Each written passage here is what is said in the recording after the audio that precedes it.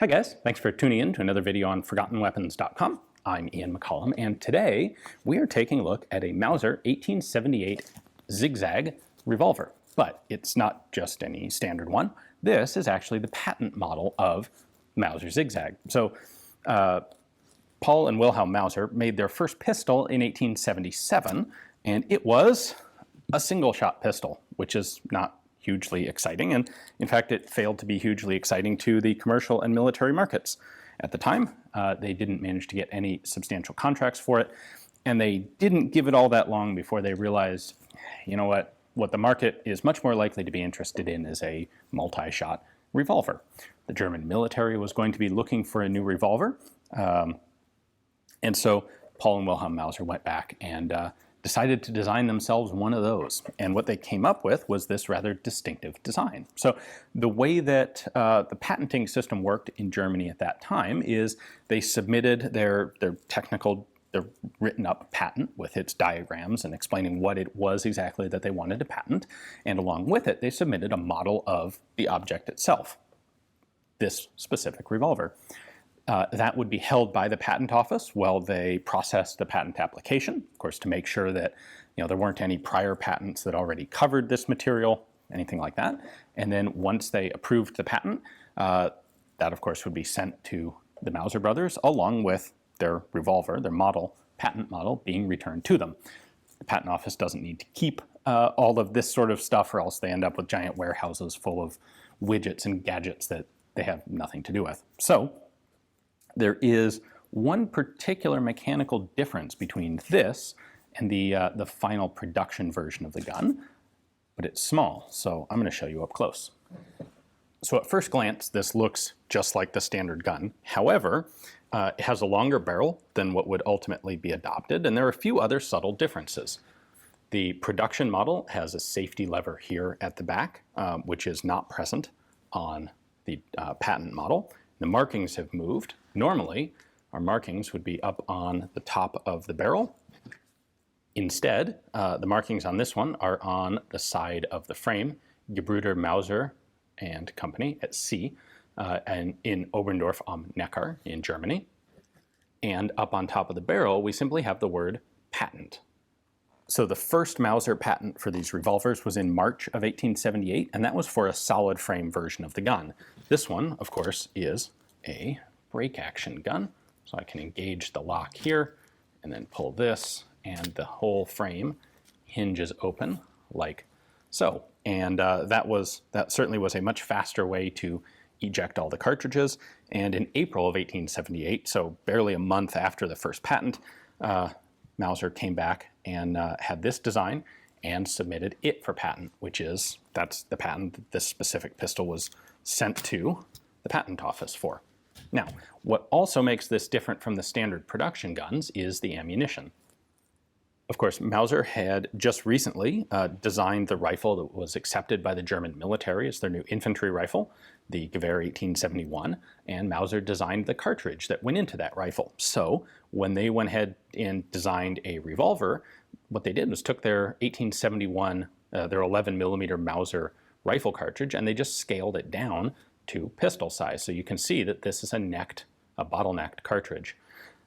That, however, only lasted just a couple months, because by June or possibly July of 1878, the German Proof Commission, or the German Testing Commission, the GPK, told them that they really actually wanted this in a straight wall cartridge, the standard German ordnance cartridge, not their fancy bottlenecked round. Although, frankly, there are reasons to go with a bottlenecked round. This would have actually obturated a little bit better than the straight wall case, although of course I don't think this ended up being a big deal. Anyway, at that point, Mauser went back, redesigned the cylinder in the gun to accommodate a straight wall 11 millimeter or 10.55 millimeter cartridge. So that's what they ended up using. This is one of the original production bottlenecked Zigzag cartridges, which is an extremely rare thing to find today. In fact, this is the only example that I'm aware of. If we look in the cylinder here, you can clearly see two rings in the cylinder. The forwardmost one is the shoulder of the case. That's where the bullet starts. And then for these the early handful of revolvers made for the bottlenecked round, you have that rearward ring, which is where the step, the neck in the case is, the bottleneck. So there are a few other changes that were made to the design of the gun between this patent model and the actual production, and that's certainly not uncommon. So perhaps most significantly, the exact style of the zigzag pattern on the cylinder changed. The sections parallel to the barrel would get a little bit longer, and they would become squared off instead of rounded at the ends. The profile of the magazine lock, or the cylinder lock here, this would change. So it was just one parallel piece, and instead of having a separate screw holding it in place, it would be pinned in place. You can see that on the picture of the original, or the military production gun. And the profile of the top of the barrel up here changed subtly. So that's the sort of thing that often happens, and it's one of the things that makes pre-production guns and patent models like this really interesting. You can also see a screw here on the back of the frame, which changed slightly, and of course is now partially underneath the safety lever on the full production guns, and then even little more minor things like the style, the size of the grip screw changed. Interestingly, we also have the original disassembly tool that was made for this revolver based on discussions and planning, obviously, between the Mauser brothers. So this does a couple things. Of course, we have a screwdriver blade here for removing the grips, as well as all of the other screws in the frame. And then this end is a spring-loaded plunger, which, to be honest, I don't know exactly what one is supposed to do with it, but it does fit very nicely into here, and I believe is used for part of the disassembly, like the complete detail strip disassembly of the gun. So the Mauser brothers submitted this not only to the German military, but to the Russian military for trials, as well as some other countries. And they never managed to get an actual military contract for the 1878, but they got a lot of feedback from people who thought it was a pretty good revolver, people who liked it, or at least liked elements of it. It was a stylish revolver. It was an effective revolver. It was apparently a reliable revolver. The problem was it was also pretty complex, and it was an expensive revolver. And what the German military ultimately adopted was the 1879 Reichsrevolver, which is the epitome of a simple revolver.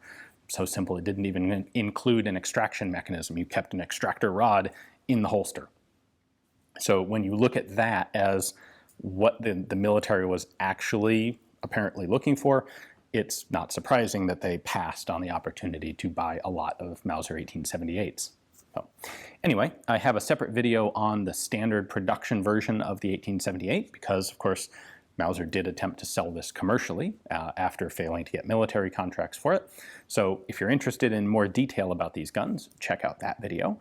But it's certainly been very cool to get a chance to take a look at the specific actual patent model of the gun and its variations and its different cartridge. So hopefully you guys enjoyed the video. Thanks for watching.